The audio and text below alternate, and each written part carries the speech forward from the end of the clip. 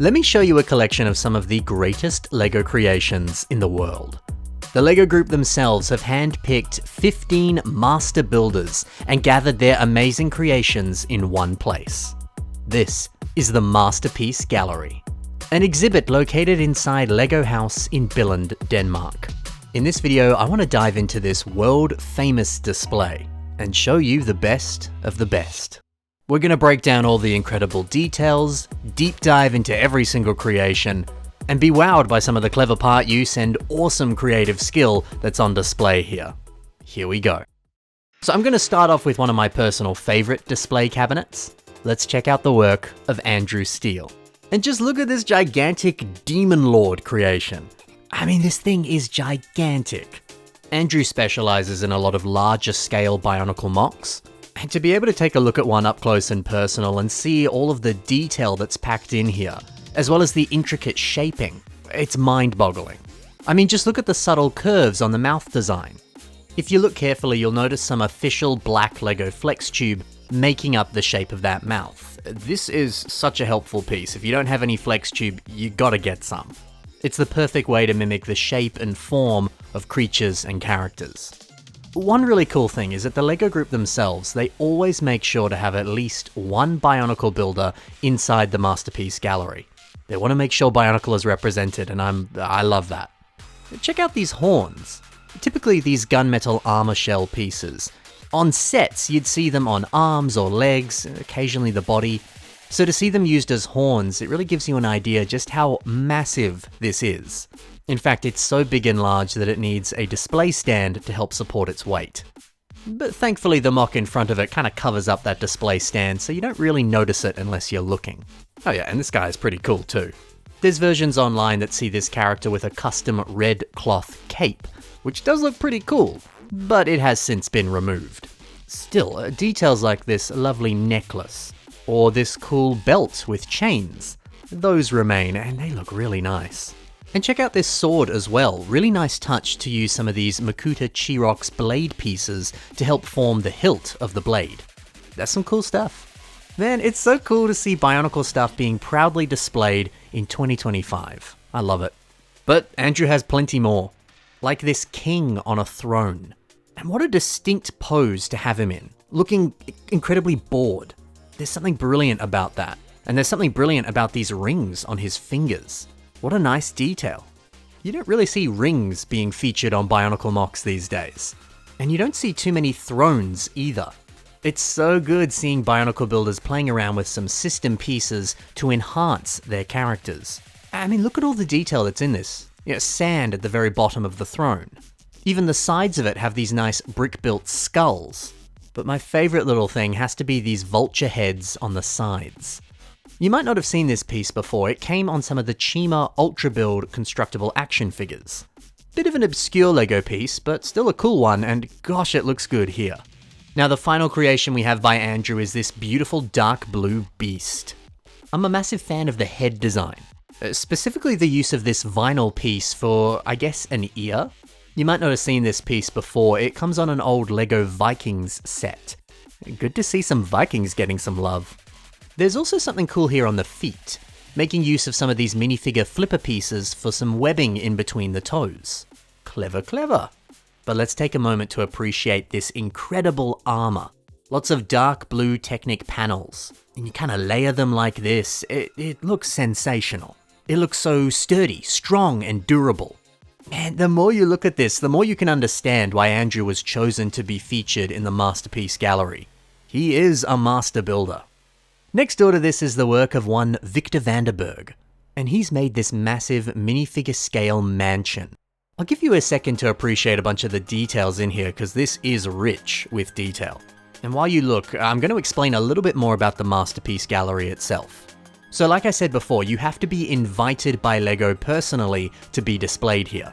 And so once you're picked, your creations are on display here for 1 year. And then things are rotated over to 15 new builders the following year. It is a massive privilege to have your stuff on display here, and the dream of many a LEGO fan. But this mock specifically, there's a lot to look at. Yeah, little details like these printed tiles, or some of these golden Lord of the Rings ring pieces. They make for some great little furniture details. Even this brick-built painting in the back. Clever idea to use a white croissant for the sails on this boat. Oh, but there's one little thing here that made me very happy. I love this piece right here. This 1x4 printed brick, it's a bit of an obscure one. It only came in one set. It's this Lego Batman Batcave. If we zoom in a little bit, you'll see here the walls have this wallpaper. And that's the piece that I like so much. I mean, as you can see on the set and as you can see on the mock, that high level of detail on this printed brick, it adds so much. It just looks lovely. Now let's take a look at the Ralden Grace. And they have this breathtaking knight on a horse. This horse looks amazing. They've just perfectly replicated the anatomy of, well, a real horse. Every square inch of this is just so fascinating to look at. The way the hair droops over the neck, even the harness and the straps, which, by the way, there's a very clever part use here. It's using the keyring that you get on Lego minifigure keychains that you find at the Lego store. I've never seen anyone use that on a mock before. That is so clever. So look, the horse is amazing. But then you've got this Black Falcon Knight riding it, and he's just as cool. I love that at this scale, the builder is able to use these Lego chain pieces to replicate the chainmail. That might be the best use of chains I've ever seen. Well, I say that, there's a mock at the end of the video that uses chains really well. Get ready for that one. And then check out the helmet too. This is using a bit more of an obscure Lego piece that, yeah, you might not have seen before. It's this piece. This appeared in a lot of old classic space Lego sets, like this one. And I don't know, there's something cool about that. Getting a piece that was made for space and putting it on a castle creation, and I don't know, it probably works a little better here. How delightful. And actually there's a little bit more from this builder, like this macaw. I mean, wow. The scale of this is actually pretty close to the real thing. And I've actually seen a fair few macaw builds before. This one takes the cake, it's the best. They're like the face, for example. See how they're using this tan piece for the beak? This is a piece that actually came on one of the Super Mario sets, specifically this Donkey Kong set. It's like a palm tree leaf in tan. But no, apparently this works even better as a beak. That's some good stuff. We've also got this avatar creation. Nice to see some of these quarter tile pieces being used to form the base of the nose. The Dot's quarter tiles are honestly amazing pieces. There's so many ways you can use them. And you got so many of them in any of the Dot's Lego sets. And stay tuned because we're going to see a few more mocks that use these pieces in very clever ways. But yeah, this is an excellent recreation of the source material. Although, actually, I will just quickly point this out. Look at the landscape down below. Making use of a minifigure brush and turning that into an exotic alien flower. And then we've got this castle that's kind of turned itself into a towering colossal creature. It's quite fun to see all these different sections of this castle building and how they've then been translated into a humanoid character. Now, sure, the actual figure's pretty cool, but I'm actually quite obsessed with the base underneath it. The landscape is gorgeous, and this elk. Oh, what a great idea to use Harry Potter wand pieces for legs. This is next level stuff, dude. All done with the first display cabinet, over to the next one. This is built by Jin Wuion, and it features some incredible European-inspired architecture. There's such a lovely amount of decadence to this display. So much embellishment. All of that detail, it adds a nice level of realism. I mean, heck, stuff like the cobblestone streets, the minifigures enjoying their lives. This is such a little perfect slice of life. Now, you might have noticed some chrome gold pieces being used here. So these appear to be official Lego pieces, but they have been chromed over and painted, likely by a third-party company. So they're not technically official pieces in that regard. But I mean, when you get that sensational pop and shine of this chrome gold, who cares? It looks so good.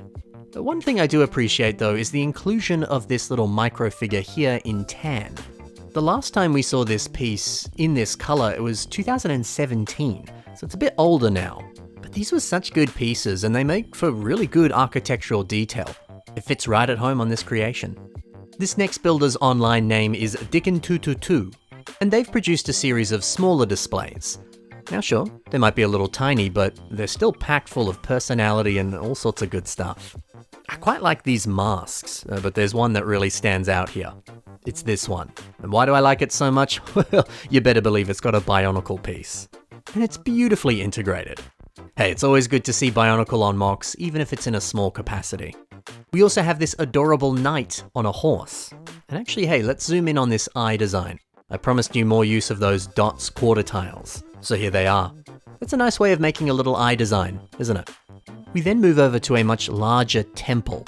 It's so exciting to see all these angelic and bright colors. There's something so heavenly about how this looks. And hey, check out the roof design, making use of some of these gold macaroni brick pieces. That's kind of the perfect way to build a nice sloped and tiled roof. Good stuff. Oh, but I quite like this beautiful artwork here. The carvings, the ornate detail, it's lovely. But check out the use of this piece. These popped up in an older wave of Ninjago sets. It was kind of like one of the little collectible gimmick pieces. It's a shame that these only came in a few sets because they were highly detailed, beautiful pieces. And using it here, man, it looks good. The last item in this cabinet is by Brickia, and she's created scenes using Lego Belleville dolls.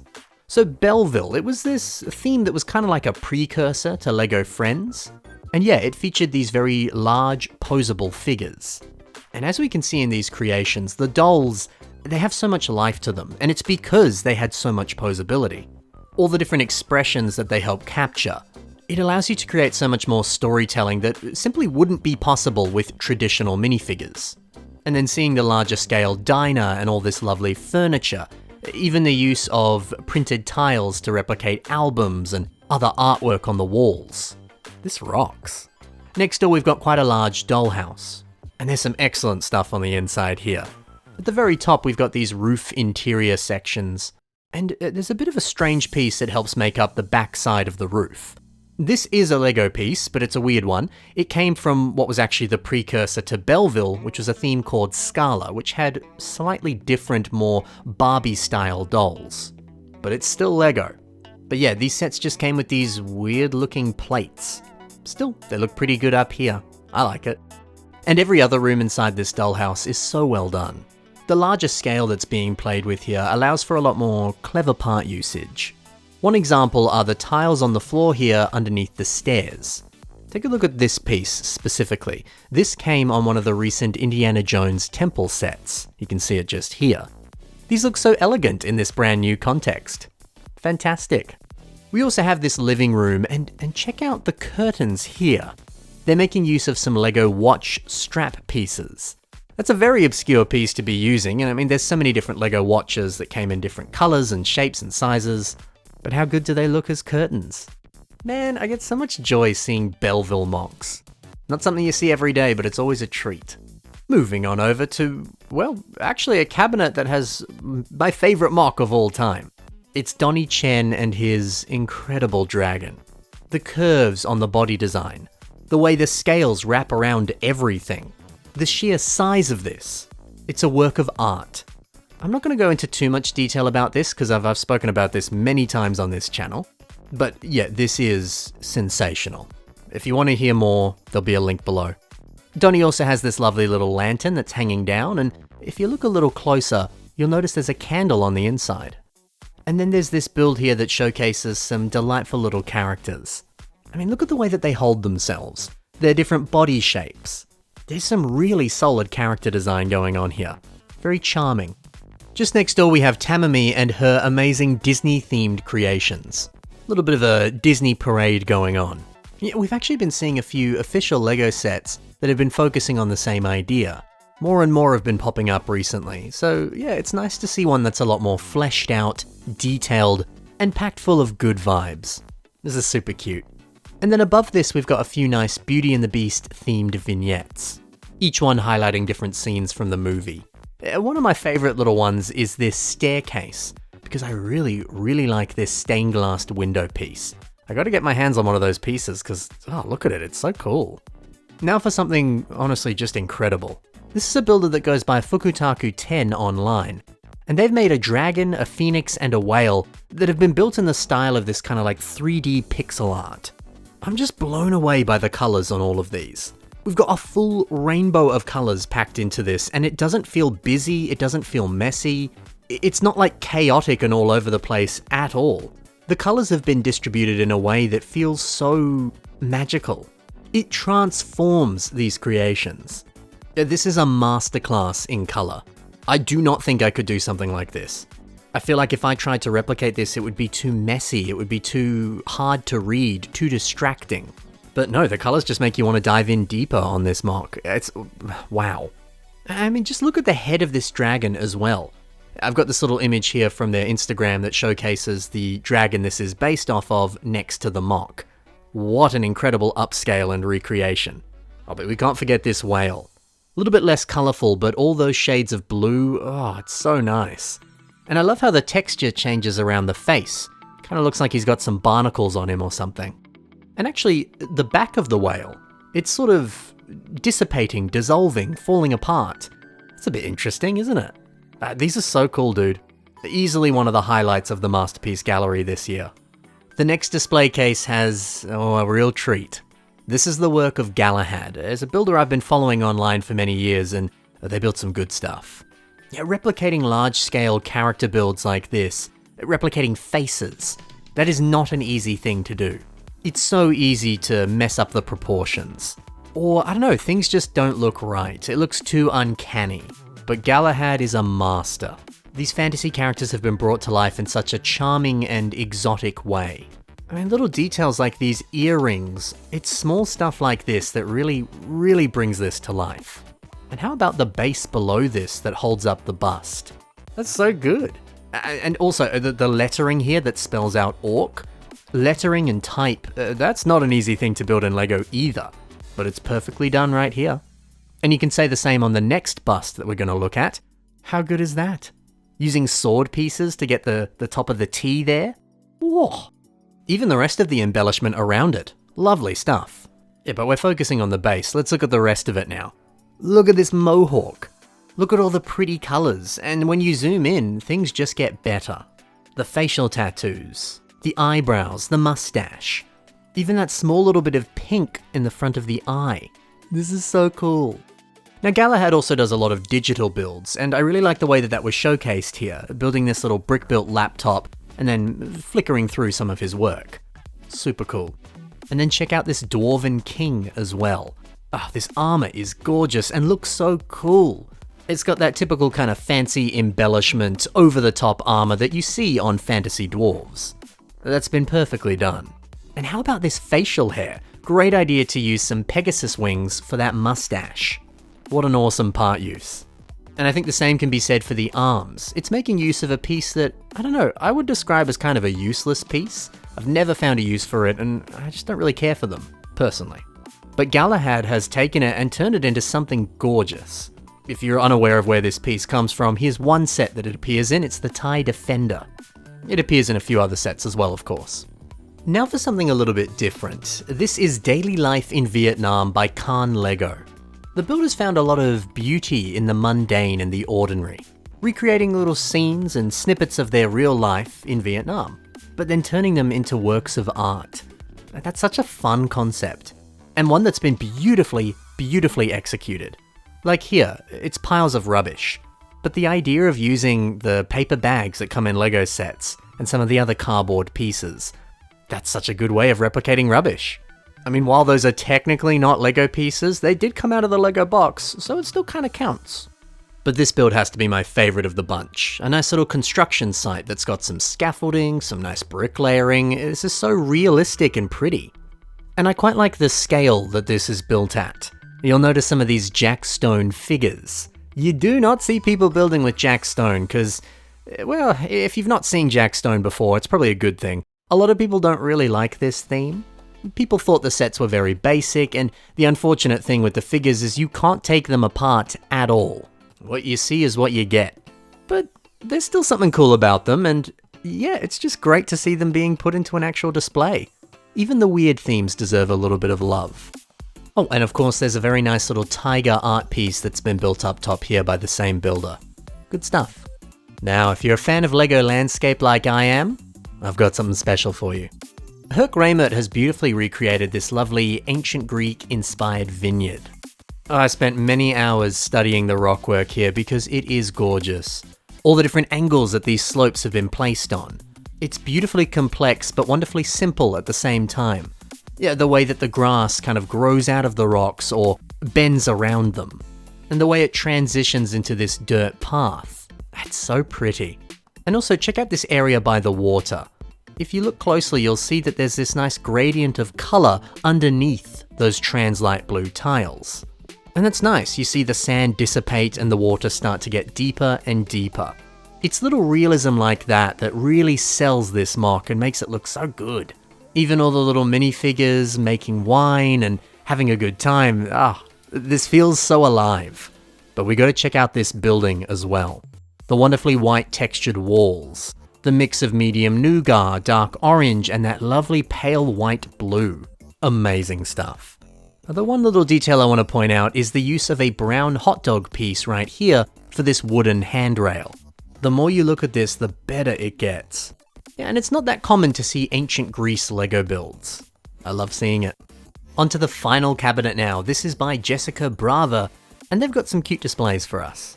This little mushroom boy inside a large glass jar. It's fun. I quite like how they've just poured some dark brown and brown pieces below, but it does look like dirt. Simple, but very effective. And then check out this butterfly up top. It's making use of some of these fairy wings that came on this collectible minifigure. That works very well.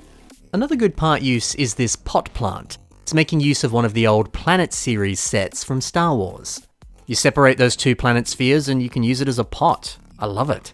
Next door we've got a whole bunch of flowers and plants and good stuff, but I want to focus on something very nice. Some of the creatures that live inside this. We've got this rather strange looking fairy. This is an official Lego piece. This appears in the wonderful Belleville theme that we've been talking about a surprising amount in this video.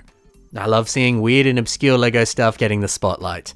And hey, while we're talking about weird Lego themes, we can't forget about Fabuland. This cart here that's got this whole little world inside it. It's great. I mean, there's something so cozy and so happy and fun about all of these anthropomorphic characters living their best life. A nice touch too to put this custom sticker on the side of the cart there. That finishes this off beautifully.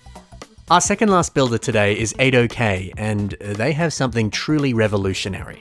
This majestic art piece is made using a bunch of Lego chains. It's amazing how these flexible chains are able to capture the curve and arch of a boat, but all of the gaps of the individual chain links. It also gives this wonderful ethereal quality. Everything feels so dreamlike, so magical. Isn't it amazing what you can do with large quantities of one piece? Well, it's not just these chain pieces, we've also got a few different treads and things as well, but they all kind of blend together and look very similar. Even the almost moon-like shape of the stand that's holding up this boat. This looks fresh out of a fairy tale. This is an aesthetic that I've never seen done before, and it's using such a simple and common Lego piece. Incredible to see someone doing something so groundbreaking. And just next door is this lovely sculpture of this woman, and this looks like a marble sculpture more than it does a Lego mock. The intricate facial details, this all-white color scheme, and then the elegance that's captured here, it is unparalleled. I especially love this dress though. Making use of a bunch of these repeated wedge plate pieces, it transforms these plastic bricks into cloth. And the way that the builder has used a few skeleton arm pieces to give her little dainty fingers holding up that dress. Mate, I don't know what to say, this is amazing. But let's finish things off with one of the best Bionicle builders out there. It's Woomy World and their amazing characters and creatures. If you're a Final Fantasy fan, you might recognize this character. And this just goes to show how good Woomy is. He's a master of form and shape, capturing those cat-like ears, the roundness of this face. Doing all that with Lego is, I don't know how he does it. When you see stuff like this, you understand why Lego has now hired Woomy and he is a set designer. Big fan of these boots as well. I love how they're using some brown Liwa mask pieces. It's a very clever part use. Oh, but this next creation is just genius. The idea of this is that it's a kind of shrimp fried dragon. Making use of those yellow 3-leaf pieces and turning that into something that looks like it's deep fried. That's the kind of thing that I would have looked at initially and gone, yeah, you cannot build that in Lego. And that's also the kind of thing I would have looked at and gone, well, you can't use leaf pieces to do that. However, I've been very much proven wrong here by this mock. This sells the concept so well. And you can say the same for that tail as well. Oh, and hey, it's nice to see one of these yellow Ninjago dragon heads that came on a semi-recent cheap set. I haven't really seen much use of those pieces yet, so it's good to see it in action right here. And then Woomy has also created probably the best owl that I've ever seen. But of course it's a magical owl, so it's standing on top of this magical cane with crystals underneath it. Look at how much character is packed into the face. All of those feathers, the shape of the eyes. It makes him look so grumpy. It makes him look so knowledgeable, so smart, but also quite stern and serious. And then down below, the use of this trans blue bionicle mask. Using it for more crystals. Smart. These originally appeared in this set and were actually used as eyes, which was also pretty clever. And then we have a kind of Hydra-style dragon that's made up of electrical cables. What a novel concept. This is the kind of thing you would see on a Pokemon. And yeah, making use of a ton of these large macaroni elements to mimic these wires. That's some good Lego part use right there. This looks fantastic. And now for what is probably Woomy's Magnum Opus. This lion, it is something else. It's just so rich with detail. And it's so visually impressive too. The fur looks like it's made up of clouds. The way the hair on the back of its mane is flowing in the breeze. It looks so realistic. Even just the use of white croissants for the fur on its face. That ferocious facial expression, those sinister looking eyes. It's hard to believe that this is actually a Lego creation. When Woomy makes MOCs that are this good, well, you can understand why Lego said, hey, we need you in the Masterpiece Gallery. So there you go guys, that's a look at every single MOC that's in the Masterpiece Gallery over in Lego House. Now hey, if you liked this video a lot and you want to see even more from the Masterpiece Gallery, I've actually got a video highlighting every MOC that was on display last year. I'll have a link to that one in the description below if you want to check it out. And I'll also have links to all the builders that I mentioned today down below, so go follow them on their social media and let them know what you think of their incredible builds. Thanks for watching guys, happy building, and bye for now. Oh, I almost forgot a MOC actually. I want to spotlight every single thing, so very quickly, Woomy also has this beautiful Virgo dragon inspired by the zodiac symbol. Once again, Woomy kills it with incredible fur textures. I mean, just check out these wings. They're spamming a bunch of the same pieces that were used as wings on some of the Chima Ultra Build sets. Yeah, the way those wing pieces were used on the original set maybe doesn't look that crash hot, but this, oh, it's beautiful. Lovely work. Okay, that's it. Bye.